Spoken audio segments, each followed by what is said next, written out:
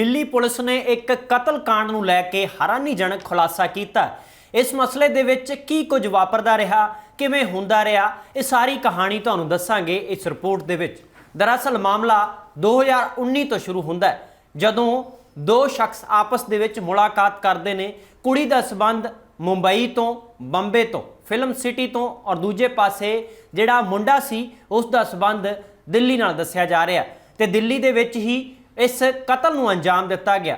आखिरकार ये कहानी शुरू किवें हुई, ये सारियां गल्लां तुहानूं दस्सांगे। सब तो पहला गल करते हैं कि जिहड़ा मुंडा सी उसका नाम सी आफ्ताब और कुड़ी का नाम सी शरदा। और ये इसका संबंध है जिहड़ा मैं दस्सिया कि किस किस तो सी, और एक कॉल सेंटर दे विच इकट्ठे ही जॉब करते सी। और ये भी दस्सिया गया हुण तक कि मिले किवें, इन्हां दी मुलाकात किवें हुई, जान पछाण किवें हुई। जान पछाण हुंदी है एक डेटिंग ऐप के जरिए ऑनलाइन, बहुत सारिया सोशल साइट्स ने, उस तो जान पछाण हुंदी है। ये जान पछाण अगे वधदी है और मुंडा ते कुड़ी दोवें लिव इन रिलेशनशिप च रहिंदे ने। और उस तो बाद इन्हां दी जिहड़ी 2019 तो लैके 22 तक की कहानी किवें खत्म हुंदी है। और ये खत्म कहानी की जाती है प्रेमी दे वल्लों। प्रेमी प्रेमिका नूं मारदा है और इन्नी बेरहमी दे नाल कतल किया जाता है कि कुड़ी दा पहलां गला दबाया गया, उस तो बाद 35 टुकड़े किए गए। पुलिस ने यह भी खुलासा किया कि सब तो पहला हथ ते पैर वड्डे गए। इन्नी बेरहमी उस दे विच किवें आई, दरिंदगी दे नाल कतल किवें किया गया। आखिरकार कतल तो कतल हुंदा है, पर इस तो भी अगे कई गुणा उसने किस तरीके नाल तशद्दद किया उस कुड़ी दे नाल।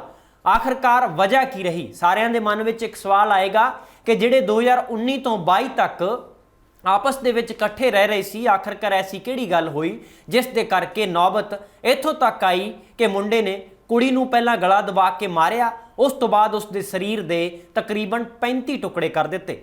यह हैरानीजनक खुलासा पुलिस ने किया।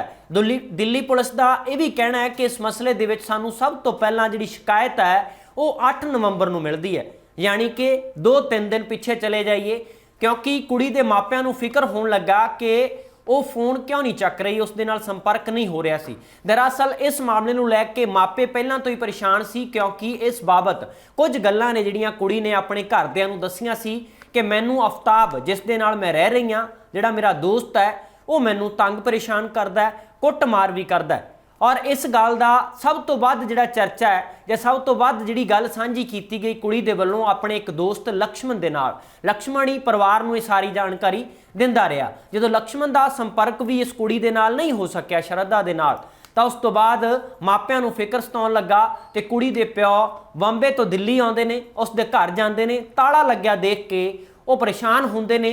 ते अगवा करन दा मसला उन्होंने शक पैंदा है कि किसी ने अगवा कर लिया और वो शिकायत दर्ज करवा दिंदे ने। पुलिस जांच विच लगदी है, जांच तो फिर पता लगदा है, कॉल डिटेलां कढ़ाईआं जांदियां ने, संपर्क नंबर के जरिए जिहड़ियां पैड़ा नप्पियां जांदियां ने, ते फिर सारियां गल्लां मापियां तो भी पुछियां जांदियां कि इस तो पहलां कुड़ी ने तुहानूं की कुछ दस्सिया। उस तो बाद जदों पुलिस जांच तक पहुंची तो सब तो हैरानीजनक गल्लां ये सामने आईयां, जिवें मैं दस्सिया इस रिपोर्ट दे विच कि 35 टुकड़े किए गए शरीर दे, और उन्हां 35 टुकड़ियां नूं सांभिया किवें गया ते किन्ने दिनां दे विच एक टारगेट बनाया गया कि इस नूं नेपरे चढ़ना, किसी थां दे उत्ते टिकाणे लाउणा। और उही प्रेमी आफ्ताब उसने जदों अपनी प्रेमिका दे 35 टुकड़े किए तो उसनूं एक फिक्र सताउण लगा कि इसकी भणक है जिहड़ी वो आंढ गुआंढ विच ना पए, क्योंकि एक फ्लैट किराए दे उत्ते लैके वो दोवें उस दे विच रह रहे सी। जदों कतल किया गया 35 टुकड़ियां तो बाद बाजार विच गया वो आफ्ताब और उसने फ्रिज खरीदिया। फ्रिज दे विच वो 35 टुकड़े रख दिते ताकि उस दे विचों समैल आउणी शुरू ना कर देवे। इस दे लई उसदे वल्लों होर हथकंडे भी अपनाए गए कि किसी नूं भी शक नहीं होना चाहिए कि अंदर घर दे विच होया की है। उसने अगरबत्ती भी लाउणी शुरू कर दित्ती ताकि उस खुशबू दे नाल उस लाश के टुकड़ियां की बदबू है वो आंढ गुआंढ तक ना फैल सके। इस तरीके नाल उसने इसनूं एक फिल्मी अंदाज दे विच जिहड़ा कि नाटकी रूप दिता, वो सारा कुछ अमली जिंदगी दे विच अपना लिया और किस तरीके दे नाल इस घटना नूं अंजाम दिता और किवें बचदा रहा, सबूत मिटाउण दी कोशिश की गई। उस तो बाद जदों ये दर्ज हुंदी है, FIR शिकायत आउंदी है, तो उस तो बाद उसनूं शनिवार ही जिहड़ा काबू कर लिया गया। आफ्ताब इस वेले हिरासत दे विच है और उसने जिहड़ा कबूलनामा उसका है, आफ्ताब का कबूलनामा ये कहता है कि कुड़ी मेरे उत्ते विआह का प्रैशर पा रही सी, विआह का दबाव बनाया जा रहा सी, ਜਿਸ ਨੂੰ ਲੈ ਕੇ ਮੈਂ ਮਨਾ ਕੀਤਾ, ਨਾ ਨੁੱਕਰ ਕੀਤੀ, ਪਰ ਫਿਰ ਵੀ ਨਹੀਂ ਮੰਨੀ, ਜਿਸ ਦੇ ਕਰਕੇ ਮੈਂ ਕਤਲ ਕਰ ਦਿੱਤਾ। ਉਸ ਦੇ ਇਹ 2-4 ਸ਼ਬਦਾਂ ਦੇ ਨਾਲ ਕਹਾਣੀ ਖਤਮ ਨਹੀਂ ਹੁੰਦੀ, ਪਰ ਜਿਸ ਦਾ ਕਤਲ ਕੀਤਾ ਗਿਆ ਔਰ ਉਸ ਦੇ ਨਾਲ ਸੰਬੰਧਿਤ ਉਸ ਦੇ ਦੋਸਤ, ਰਿਸ਼ਤੇਦਾਰ, ਪਰਿਵਾਰ ਕਿੰਨਾ ਪਰੇਸ਼ਾਨ ਤੇ ਕਿੰਨਾ ਦੁਖੀ ਹੋਵੇਗਾ, ਇਸ ਦਾ ਅੰਦਾਜ਼ਾ ਲਾਉਣਾ ਸੌਖਾ ਨਹੀਂ ਹੈ। ਕਿਉਂਕਿ ਇਸ ਮਸਲੇ ਦੇ ਵਿੱਚ ਉਸਨੇ ਜਿਹੜੇ ਘਟਨਾਕ੍ਰਮ ਨੂੰ ਅੰਜਾਮ ਦਿੱਤਾ। ਹੁਣ ਸਭ ਤੋਂ ਵੱਧ ਗੱਲ ਹੈ ਕਿ ਜਦੋਂ ਇਸ ਤਰੀਕੇ ਦੇ ਨਾਲ ਵੱਖ-ਵੱਖ ਧਰਮਾਂ ਦੇ ਲੋਕ ਆਪਸੀ ਰਿਸ਼ਤੇ ਬਣਾਉਂਦੇ ਨੇ ਆਪਣੇ ਪੱਧਰ ਦੇ ਉੱਤੇ, ਤੇ ਉਸ ਨੂੰ ਇੱਕ ਖਾਸ ਧਰਮ ਦੇ ਨਾਲ ਜੋੜ ਕੇ ਲਵ ਜਿਹਾਦ ਦਾ ਮੁੱਦਾ ਵੀ ਬਣਾਇਆ ਜਾਂਦਾ। ਹੁਣ ਸਾਰਿਆਂ ਦੇ ਮਨ ਵਿੱਚ ਸਵਾਲ ਹੋਵੇਗਾ ਕਿ ਇਸ ਤਰੀਕੇ ਨਾਲ ਕਿਸੇ ਵੀ ਧਰਮ ਦੇ ਵਿੱਚ ਇਹ ਗੱਲਾਂ ਹੋ ਸਕਦੀਆਂ ਨੇ ਤੇ ਵਾਪਰਦੀਆਂ ਰਹੀਆਂ ਨੇ, ਪਰ ਇਹ ਵਾਪਰਦੀਆਂ ਘਟਨਾਵਾਂ ਬਹੁਤ ਮੰਦਭਾਗੀਆਂ ਨੇ। ਇਸ ਤਰ੍ਹਾਂ ਨਹੀਂ ਹੋਣਾ ਚਾਹੀਦਾ।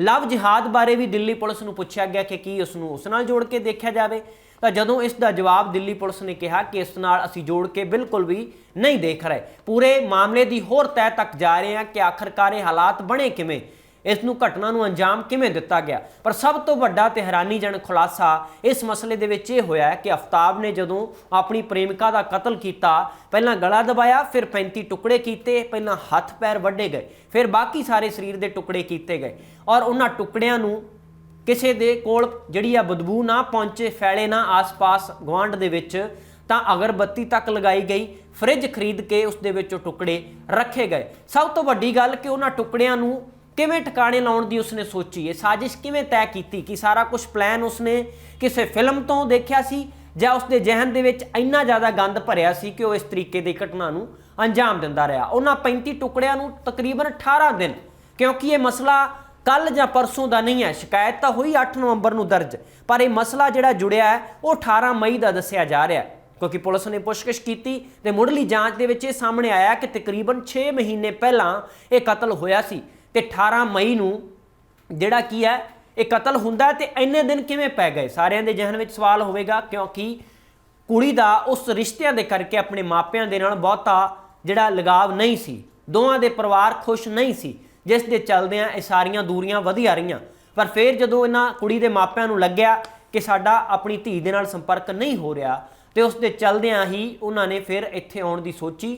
ਜਦੋਂ ਬੰਬੇ ਤੋਂ ਦਿੱਲੀ ਆਏ ਤਾਂ ਉਦੋਂ ਇਹ ਸਾਰੀਆਂ ਚੀਜ਼ਾਂ ਇੱਕ ਇੱਕ ਕਰਕੇ ਸਾਹਮਣੇ ਆਈਆਂ। 18 ਮਈ ਨੂੰ ਇਹ ਕਤਲ ਹੁੰਦਾ ਹੈ। ਇਹ ਕਬੂਲਨਾਮੇ ਦੇ ਵਿੱਚ ਵੀ ਉਸਨੇ ਕਬੂਲ ਕੀਤਾ ਹੈ, ਜੋ ਦੋਸ਼ੀ ਹੈ, ਜੋ ਕਾਤਲ ਹੈ ਆਫਤਾਬ, ਉਸਨੇ ਵੀ ਦੱਸਿਆ ਕਿ 18 ਦਿਨ ਲਗਾਤਾਰ ਉਹ ਜੰਗਲ ਦੇ ਵਿੱਚ ਉਹਨਾਂ ਕੀਤੇ ਹੋਏ ਟੁਕੜਿਆਂ ਨੂੰ ਸੁੱਟਦਾ ਰਿਹਾ, ਟਿਕਾਣੇ ਲਾਉਂਦਾ ਰਿਹਾ।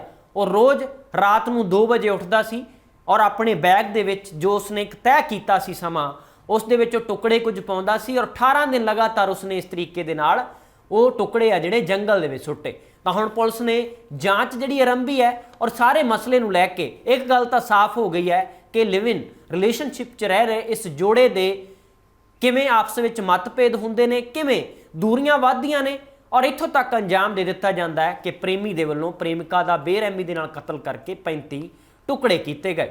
ਇਹਨਾਂ ਟੁਕੜੇ ਕੀਤਿਆਂ ਨੂੰ ਕਿਵੇਂ ਉਸਨੇ ਬਿਲੇ ਲਾਇਆ, ਕਿਵੇਂ ਉਸਨੇ ਜੰਗਲ ਦੇ ਵਿੱਚ ਜਾ ਕੇ ਰਾਤ ਨੂੰ 2 ਵਜੇ ਉੱਠ ਕੇ ਲਗਾਤਾਰ 18 ਦਿਨ ਇਸ ਪ੍ਰੈਕਟਿਸ ਦੇ ਵਿੱਚੋਂ ਇਸ ਸਬੂਤ ਨੂੰ ਮਿਟਾਉਣ ਦੀ ਵੀ ਕੋਸ਼ਿਸ਼ ਕੀਤੀ। ਡੈੱਡ ਬੋਡੀ ਤੱਕ ਨਹੀਂ ਉਸਨੇ ਛੱਡੀ, ਔਰ ਜਿਸ ਦੇ ਚੱਲਦਿਆਂ ਹੁਣ ਪੁਲਿਸ ਆ ਜਿਹੜੀ ਉਸ ਥਾਂ ਦੇ ਉੱਤੇ ਜੰਗਲ ਦੇ ਵਿੱਚ ਵੀ ਜਾ ਕੇ ਉਸ ਥਾਂ ਦੇ ਉੱਤੇ ਜਿਹੜੀ ਉਸਨੇ ਦੱਸੀ ਸੀ ਕਿ ਇਸ ਥਾਂ ਦੇ ਉੱਤੇ ਉਸਨੇ ਟੁਕੜੇ ਸੁੱਟੇ, ਉਹ ਸਾਰੀ ਘਟਨਾ ਦਾ ਜਾਇਜ਼ਾ ਵੀ ਉਸ ਪੁਲਿਸ ਹੁਣ ਤੱਕ ਲੈ ਰਹੀ ਹੈ, ਔਰ ਇਸ ਜਾਂਚ ਵਿੱਚ ਅੱਗੇ ਵੀ ਵਧ ਰਹੀ ਹੈ ਕਿ ਆਖਰਕਾਰ ਹੋਰ ਕੀ ਨਿਕਲੇਗਾ। ਇਸ ਜਾਂਚ ਦੇ ਵਿੱਚ ਜਿੰਨਾ ਹੋਰ ਫਿਲਮੀ ਰੂਪ, ਨਾਟਕੀ ਰੂਪ ਦੇਖਿਆ ਜਾ ਸਕੇ ਉਹ ਇੱਕ ਆਉਣ ਵਾਲੇ ਸਮੇਂ 'ਚ ਪਤਾ ਲੱਗੇਗਾ। ਫਿਲਹਾਲ ਇਸ ਸਮੇਂ ਦੌਰਾਨ ਜਿੰਨੀ ਜਾਂਚ ਮੁਕੰਮਲ ਹੋ ਸਕੀ ਹੈ, ਕਬੂਲਨਾਮਾ ਸਾਹਮਣੇ ਆ ਸਕਿਆ, ਕਾਲ ਸੈਂਟਰ ਵਿੱਚ ਜੌਬ ਕਰਦੇ 2 ਇਕੱਠੇ ਸਾਥੀ ਜਿਹੜੇ 2019 ਦੇ ਵਿੱਚ ਬੰਬੇ ਦੇ ਵਿੱਚ ਪਹਿਲੀ ਵਾਰ ਮਿਲਦੇ ਨੇ, ਮੁਲਾਕਾਤ ਕਰਦੇ ਨੇ, ਤੇ ਉਸ ਤੋਂ ਬਾਅਦ ਨੌਕਰੀ ਕਰਦਿਆਂ ਇਕੱਠੇ ਰਹਿਣਾ ਦੀ ਵੀ ਸੋਚਦੇ ਨੇ। ਪਰ ਜਦੋਂ ਕੁੜੀ ਨੇ ਉਸ ਨਾਲ ਆਪਣਾ ਵਿਆਹ ਕਰਨ ਦਾ ਉਸ ਅੱਗੇ ਪ੍ਰਸਤਾਵ ਰੱਖਿਆ ਤਾਂ ਉਸਨੇ ਠੁਕਰਾ ਦਿੱਤਾ, ਔਰ ਉਹ ਠੁਕਰਾਇਆ ਹੀ ਨਹੀਂ,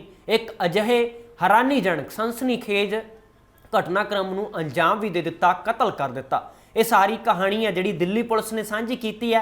ਹੈਰਾਨੀਜਨਕ ਖੁਲਾਸਾ ਹੋਇਆ ਇਸ ਕਤਲकांड ਮਾਮਲੇ ਦੇ ਵਿੱਚ। ਤਾਂ 6 ਮਹੀਨੇ ਪਹਿਲਾਂ ਜਿਵੇਂ ਅਸੀਂ ਤਾਰੀਖਾਂ ਦੇ ਨਾਲ ਤੁਹਾਨੂੰ ਇਹ ਜਾਣਕਾਰੀ ਸਾਂਝੀ ਕੀਤੀ ਹੈ ਕਿ 18 ਮਈ ਨੂੰ ਕਤਲ ਹੁੰਦਾ ਹੈ, ਉਸ ਤੋਂ ਬਾਅਦ 18 ਦਿਨ ਹੀ ਉਸ ਨੂੰ ਹੋਰ ਲੱਗੇ ਜੰਗਲ ਦੇ ਵਿੱਚ ਰਾਤ ਨੂੰ ਉੱਠ ਕੇ 35 ਟੁਕੜਿਆਂ ਨੂੰ ਠਿਕਾਣੇ ਲਾਉਣ ਦੇ, ਔਰ ਜਿਹੜਾ ਦੋਸ਼ੀ ਅਫਤਾਬ ਹੈ ਉਸ ਨੂੰ ਹਿਰਾਸਤ ਵਿੱਚ ਲਿਆ ਗਿਆ। ਸਾਰੀ ਪੁੱਛਗਿੱਛ ਚੱਲ ਰਹੀ ਹੈ ਕਿ ਹੋਰ ਕੀ ਕੁਝ ਹੁੰਦਾ ਰਿਹਾ ਔਰ ਕੁੜੀ ਨੇ ਆਪਣੇ ਕਿਹੜੇ ਦੋਸਤ ਨੂੰ ਇਸ ਬਾਰੇ ਪਹਿਲਾਂ ਜਾਣਕਾਰੀ ਦਿੱਤੀ ਹੋਈ ਸੀ ਕਿ ਕਿਸ ਤਰੀਕੇ ਦੇ ਨਾਲ ਉਹਨਾਂ ਦੇ ਵਿੱਚ ਸਭ ਕੁਝ ਠੀਕ ਨਹੀਂ ਚੱਲ ਰਿਹਾ, ਕਲੇਸ਼ ਵੱਧ ਰਿਹਾ ਹੈ ਔਰ ਮਾਪਿਆਂ ਦੇ ਨਾਲ ਦੂਰੀਆਂ ਨੇ ਜਿਹੜੀਆਂ ਇਸੇ ਕਰਕੇ ਵਧੀਆਂ ਸੀ ਉਸ ਕੁੜੀ ਦੀਆਂ, ਕਿਉਂਕਿ ਮਾਪੇ ਇਸ ਗੱਲ ਤੋਂ ਖੁਸ਼ ਨਹੀਂ ਸੀ, ਉਹਨਾਂ ਨੂੰ ਸ਼ੰਕੇ ਸੀ ਕੁਝ ਤੇ ਆਖਰਕਾਰ ਉਹੀ ਹੋਇਆ ਔਰ ਮਾਪਿਆਂ ਦੀ ਜਿਹੜੀ ਉਹ ਭਵਿੱਖਬਾਣੀ ਸੀ, ਸ਼ੰਕੇ ਸੀ, ਉਹ ਸੱਚੇ ਸਾਬਤ ਹੁੰਦੇ ਨਜ਼ਰ ਆਏ। ਪਰ ਉਹਨਾਂ ਨੇ ਕਦੇ ਇਹ ਨਹੀਂ ਸੀ ਸੋਚਿਆ ਕਿ ਸਾਡੀ ਧੀ ਦੇ ਨਾਲ, ਕੁੜੀ ਦੇ ਨਾਲ ਇਸ ਤਰੀਕੇ ਦੇ ਨਾਲ ਵੀ ਹੋ ਗੁਜ਼ਰੇਗੀ।